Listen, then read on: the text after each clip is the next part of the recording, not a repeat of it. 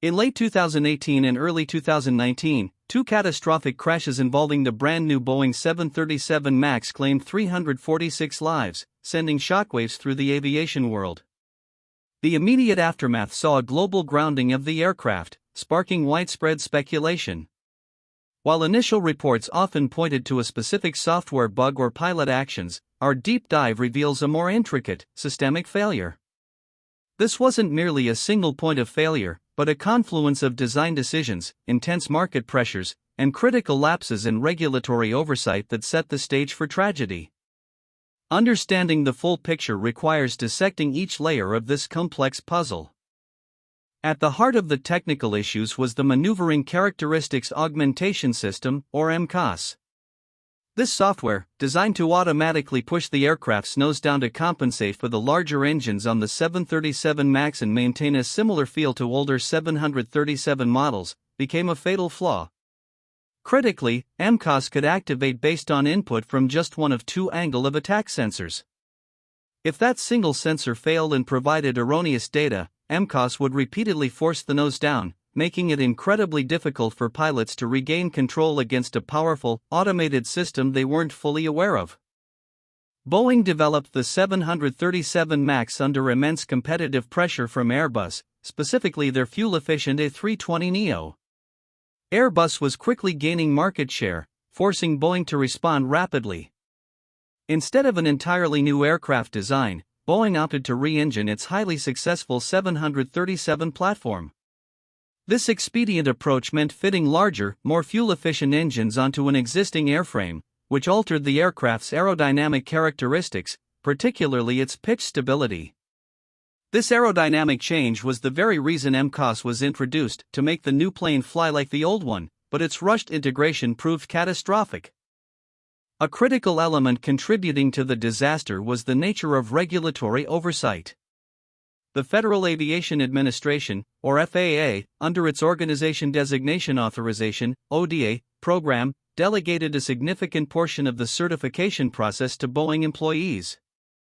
This program, designed to streamline certification, meant that Boeing itself had extensive authority to sign off on its own designs and systems, including aspects of the MCAS. This created an inherent conflict of interest, as the regulator relied heavily on the manufacturer's internal assessments, potentially reducing independent scrutiny of critical safety features. The data reveals that the MCAS system was fundamentally underestimated during the certification process. Boeing presented MCAS as a minor adjustment, not a critical flight control system, which consequently led to less rigorous review by both Boeing's ODA delegates and FAA staff. Key safety features, like an AOA disagree light which would have alerted pilots to conflicting sensor data, were initially offered as optional extras rather than standard.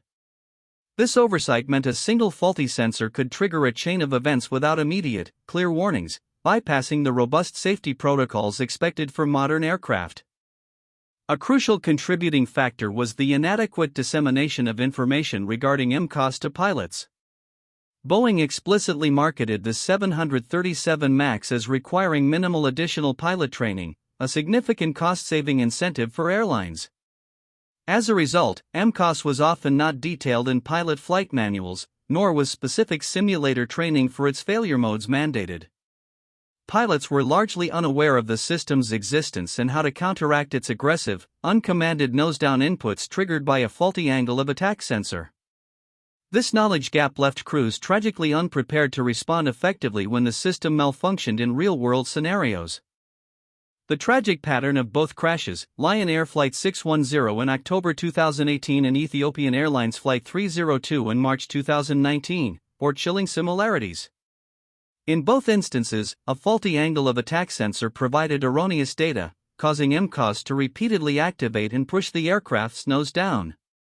Despite the pilots' desperate attempts to counteract these commands, they were fighting an automated system they did not fully understand, receiving conflicting information, and lacking the explicit procedures to disable it completely under such extreme circumstances. The repeated downward pushes ultimately rendered the aircraft uncontrollable, leading to the devastating loss of all on board. The repercussions for Boeing were immense, translating into staggering financial costs. The global grounding of the entire 737 MAX fleet for 20 months represented an unprecedented blow, forcing production cuts and delivery delays.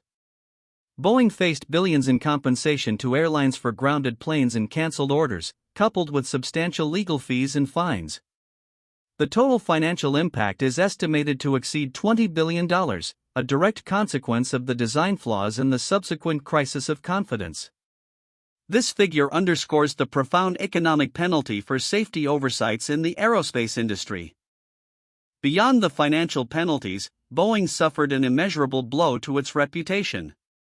Once considered the gold standard for aviation engineering and safety, the company faced accusations of prioritizing profit and speed over rigorous safety protocols. This crisis of trust extended to the FAA, whose oversight capabilities were severely questioned. The brand image, meticulously built over decades, was tarnished, impacting not only customer confidence but also employee morale and global standing.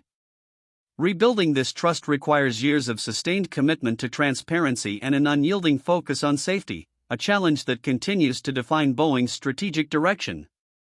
In response to the crashes, Boeing implemented significant software updates to the MCOS system, now requiring input from both angle of attack sensors and limiting its activation.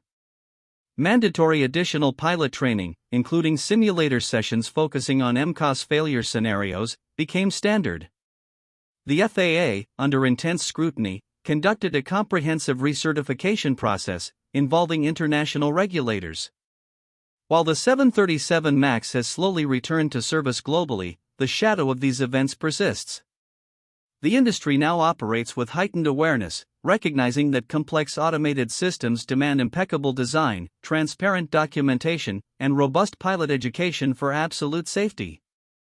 The real reason for the Boeing 737 MAX crashes extends far beyond a simple software bug. It's a systemic failure.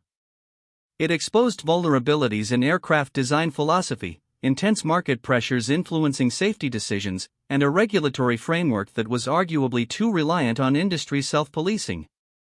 The lessons learned have prompted a global re-evaluation of how aircraft are designed, certified, and operated. The industry is moving towards greater independent oversight, enhanced pilot training, and a renewed emphasis on human factors engineering, ensuring that technological advancements in aviation are always balanced with an uncompromising commitment to safety, preventing future tragedies.